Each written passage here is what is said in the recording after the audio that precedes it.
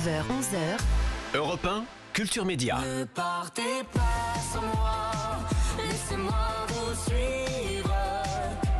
L'un des hymnes de la Starac. Quel sera l'hymne de cette année? Quel sera ça vous allez le découvrir en regardant la nouvelle saison de la Starac. On va surtout poser la question tout de suite. Demain sur TF1 21h10, le Prime avec les producteurs Jean-Louis Blot et Mathieu Vergne. Thomas Hill. Il y aura forcément un hymne de cette Star Academy. Oui, tout à fait. Ouais. Et il va falloir patienter pour le savoir. Vous pouvez pas me le dire ce matin? Non. Ce sera une chanson française. C'est toujours une chanson française. On ne sait pas. Tu veux donner un indice, Jean-Louis? Ouais, ce sera une chanson petit française. indice. Chanson Mathieu, française. petit indice. Un gros tube que tout le monde connaît. Jean-Jacques Sébastien. Goldman. Ah. On verra. Allez, on verra. Il y a une nouveauté dont vous pouvez parler en revanche. Une nouveauté dans le dispositif, c'est la pièce du public. Qu'est-ce qui va se passer dans cette pièce? Une nouvelle pièce dans le château.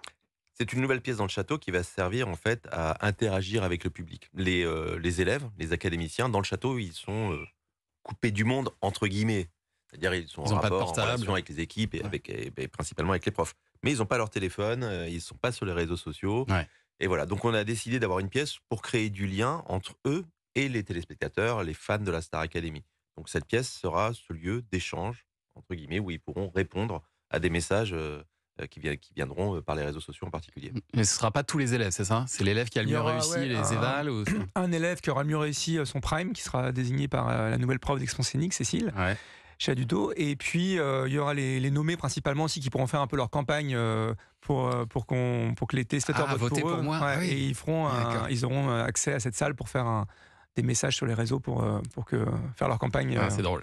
Et alors l'an dernier, pour la relance de la Starac, TF1 avait été prudent en vous octroyant seulement 6 semaines. Je dis 6, c'est déjà pas mal du tout, mais c'était moins que les saisons précédentes. Mais alors là, cette année, on annonçait que ça allait durer 13 semaines, puis finalement on a appris il y a quelques jours que la voilure allait être un peu réduite à 11 semaines pour faire des économies. Vous confirmez ça? On confirme rien du tout. En fait, on est en partenariat avec TF1, on étudie différentes possibilités, différentes façons d'aller au bout de cette saison. Et c'est vrai qu'il y a un certain nombre de paramètres qui sont rentrés en ligne de compte ces derniers temps, qui nous ont fait étudier aussi la possibilité de raccourcir la saison de la. Mais vous avez vu ces candidats qui témoignaient du fait qu'ils avaient été recalés au dernier moment, que c'était assez dur pour eux du coup, parce qu'ils ont appris il y a quelques jours que finalement ils ne feraient pas partie de la promo cette année. Je crois que vous les avez dédommagés néanmoins. Pour le moment, ils avaient signé leur contrat aussi. Donc, quelque part, on est engagé contractuellement avec eux. Donc, on va payer ce qu'on leur doit. Nous, on est absolument désolés d'avoir eu à faire cette démarche. Ça n'a pas été quelque chose de facile. On se met vraiment à leur place. Ça a été un moment terrible pour eux. On essaye de les accompagner le mieux possible. On est en contact avec eux. On voit comment essayer de les suivre, de les aider dans ce moment qui est très difficile, où on croit qu'on est arrivé vraiment, qu'on touche du doigt une espèce de rêve, et puis tout à coup, patatras, ça s'arrête, c'est très dur, et on essaye de les accompagner le mieux possible. Oui, alors cette saison, il y aura aussi le retour de ce qui était devenu une tradition à l'époque, la tournée de la Starac, avec un prime dédié pour voir quels élèves pourront décrocher leur place pour y participer. Ouais, ça va être un des premiers rendez-vous un peu à enjeu de la saison. C'est vrai qu'il y a un peu 3 enjeux. Il y a souvent la tournée, après être en demi-finale et puis gagner la Starac. Et donc on aura un prime spécial où le public désignera les candidats qui participeront à cette tournée et qui va être une belle tournée à travers la France avec beaucoup de dates, des grandes salles. Donc c'est vrai que c'est un enjeu majeur pour les élèves de la Starac. C'est aussi parce que vous avez une saison plus longue que vous pouvez vous permettre de faire ça. Il y a besoin d'enjeux au cours de la saison pour tenir en haleine aussi les téléspectateurs. L'année dernière, on est revenu aussi de façon prudente parce qu'on savait pas. Une tournée, ça se prépare à l'avance. Et c'est vrai que la saison était courte. Et quand on a vu l'engouement du public, on s'est dit est-ce qu'on part sur une tournée? Mais c'était trop court pour réserver les salles et tout. Donc là, cette année, avec notre partenaire Sony, on a anticipé de ça. Et puis on va annoncer. Donc la tournée a été annoncée hier, je crois. Et puis on va en parler sur tous les primes, donc pour que les gens puissent prendre leur place. Et puis avec ce prime spécial qui arrivera courant du mois de décembre pour désigner les candidats qui pourront faire la tournée. Et alors une émission comme celle-ci, ça reflète aussi un peu les tendances forcément de la société. Vous avez sûrement lu ce papier cette semaine dans Télérama qui se demande si la Starac ne prend pas le risque de devenir un peu fade à force d'être bienveillante. Et c'est vrai qu'il y a 20 ans, le montage, il était davantage axé sur les tensions, les rivalités entre les élèves. C'est moins le cas, en tout cas c'était moins le cas l'an dernier. Est-ce que c'est une tendance que vous allez poursuivre? Parce que peut-être qu'on est obligé d'être plus bienveillant aujourd'hui. C'est une tendance de fond, ça. Il n'y a pas d'obligation, en fait. C'est le reflet de la jeunesse telle qu'elle est. Il y a ce côté bienveillant où on accepte les différences, on accepte l'autre dans toutes ses différences, dans ce qu'il est. Et par ailleurs, la compétition, elle est moins forte chez les jeunes d'aujourd'hui qu'il y a 20 ans. C'est pas une question de montage, ça ? Non, pas du tout. Franchement, il y a la compète, l'esprit compétitif, etc. Moi, je regarde, j'ai des enfants de l'âge des étudiants de la Star Academy. Clairement, ils ne sont pas dans la compétition. Pas du tout. Et j'ai trouvé ça assez remarquable dans cette génération qu'on a découvert. En fait, il n'y avait pas eu de gamins, entre guillemets, de 18 à 25 ans à la télévision depuis des années. C'est vrai. Parce qu'il n'y avait plus d'émissions de télé-réalité. Les seules émissions de télé-réalité qui restaient étaient des émissions de télé-réalité, entre guillemets, où c'était des professionnels de la télé-réalité qui ont entre 30 et 40 ans aujourd'hui. Cette tranche d'âge n'était plus du tout à la télévision. Ouais. Elle est revenue à travers la Star Academy et tout à coup, on l'a découvert. On a découvert que ces jeunes étaient bienveillants, qu'ils n'étaient pas dans la compétition, qu'ils s'acceptaient. Et c'est quelque chose d'important. Et je pense que c'est un des facteurs du succès de l'émission. Si on résume, ça s'appelle la Star Academy. Il y a quelques années, vous insistiez plus, Mathieu Verne, sur le côté star. Là, on insiste plus sur le côté académie, école, en fait. C'est ça.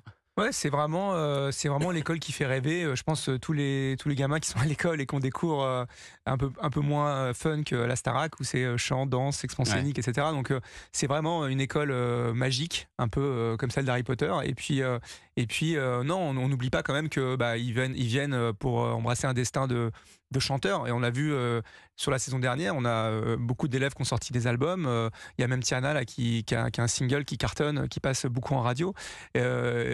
Anisha sort son album aujourd'hui et elle sera présente avec nous demain. Donc c'est vrai que c'est quand même, ils ont quand même envie de réaliser ce rêve et on va les aider à réaliser leur rêve. Maintenant, ça prend plus de temps parce que faire carrière, c'est beaucoup plus dur qu'il y a quelques années. Il y a beaucoup d'artistes dans tous les styles. Donc, mais on a quand même ça en vue pour nos élèves. Puis il y a toujours un enjeu fort quand même de gagner 100 000 euros à l'arrivée. C'est quand même pas mal du tout.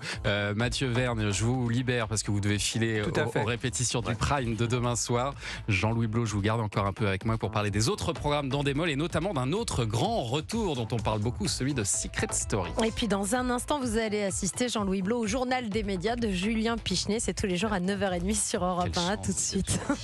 L'émission référence sur les médias, c'est Europe 1 Culture Média. Et vous écoutez Culture Média sur Europe 1 avec Thomas Hill et avec votre invité Thomas, le président d'Endemol, Jean-Louis Blot. Alors on a parlé du retour de la Starac, mais il y a un autre programme Endemol qui va faire son retour. Vous l'avez annoncé il y a quelques jours. Secret Story revient après 6 ans d'absence. Ça fait plus d'un an, paraît-il, que vous essayez de convaincre TF1. Qu'est-ce qui a fini par les convaincre ? Quel argument ? Je pense qu'ils étaient plutôt convaincus dès le départ. Après, c'est une émission qui coûte cher, qui se met pas à l'antenne comme ça facilement. Ouais. Et puis c'est un marqueur important des années 2000 et 2010. Il fallait savoir comment on allait le faire, ce qu'on allait faire dans cette nouvelle saison. Donc on a réussi à les convaincre avec ce nouveau projet qu'on a écrit ensemble. Donc voilà, c'est le nouveau Secret Story qui arrive. C'est le retour et puis en même temps, il y a quelque chose de... Qu'est-ce qu'il y aura de nouveau ? Je peux pas le dire là, parce qu'on va quand même garder quelques cartouches. Ce sera pour le printemps ? A priori. Je peux pas le dire non plus, mais il y aura toujours la voix. Ça sera en 2024. Alors, en revanche, on sait que Benjamin Castaldi a annoncé que ce serait pas lui qui présenterait, qui semblait le regretter. Vous en avez parlé ensemble, j'imagine, avec Benjamin Castaldi. Je n'ai pas parlé à Benjamin Castaldi. Non, mais pas du tout. Pourquoi pas lui ? Je sais pas. Vous le savez, ça. Je sais pas. Moi, je lui ai pas parlé. Je sais pas pourquoi il a envoyé. Il a dû en parler avec TF1, j'imagine. Avec quelqu'un, en tout cas. Franchement, j'ai découvert son message sur les réseaux sociaux. Voilà, comme tout le monde. Je n'étais pas au courant. Alors du coup, les regards se tournent vers Christophe Beaugrand, qui lui avait succédé sur les dernières saisons. Ce sera lui l'animateur ? Pour le moment, on n'a absolument pas tranché. Vous n'avez pas tranché. Qui animera cette nouvelle saison. Et ça pourrait être une femme aussi. Karima Charny, par exemple. Ah oui, bien Karima. Ouais, ça peut être beaucoup de personnes. Bon, ça on verra peut être ça. Un binôme, ça peut être il y a plein de possibilités. Bon, et alors il y a eu autre chose, un autre programme que vous aimeriez revoir à l'antenne, et je dois vous avouer que moi aussi j'aimerais bien ça parce que j'adorerais ce truc-là. Écoutez. Préparez-vous à chanter, préparez-vous à danser. si vous pensiez vous coucher tôt, c'est déjà trop tard, car vous avez basculé dans la fureur du vendredi soir. La fureur, présentée à l'époque par Arthur, format qui faisait chanter les stars sur plein d'épreuves différentes. Vous avez tenté de le reproposer à TF1, ça? Je le propose un peu à tout le monde, en fait. Ouais. Parce que je me dis qu'on a besoin de ça en ce moment. On a besoin de s'amuser, on a besoin de passer une bonne soirée entre amis, à danser, chanter, dire des bêtises, voilà, juste s'amuser et partager ça avec le téléspectateur. C'est une des premières émissions où vraiment les célébrités se lâchaient un peu, voilà, ne faisaient pas attention à l'image qu'ils projetaient. Voilà. Ça existait avant les réseaux sociaux, j'aimerais bien savoir ce que ça donnerait aujourd'hui. Et franchement, je pense que c'est un super signal qu'on enverrait à tout le monde de se dire, voilà, en fait, on peut faire la fête tous ensemble. Et alors, au-delà de ces éventuels retours, est-ce qu'il y a au sein du catalogue en démol des formats que vous aimeriez voir en France demain, des choses qui existent peut-être à l'étranger que vous aimeriez voir en France? Il y a un cas très particulier en ce moment qui va sortir aux États-Unis qui s'appelle Deal or Not Deal Island. Donc, c'est apprendre ou à laisser dans une île. Ah. Voilà, donc le banquier d'apprendre ou à laisser. En maillot de bain. Il n'est pas en maillot de bain, il est toujours invisible, mais il a balancé des valises, des caisses, entre guillemets, avec des sommes d'argent dans toute l'île. Il va falloir aller les récupérer et puis après jouer à apprendre ou à laisser. Voilà.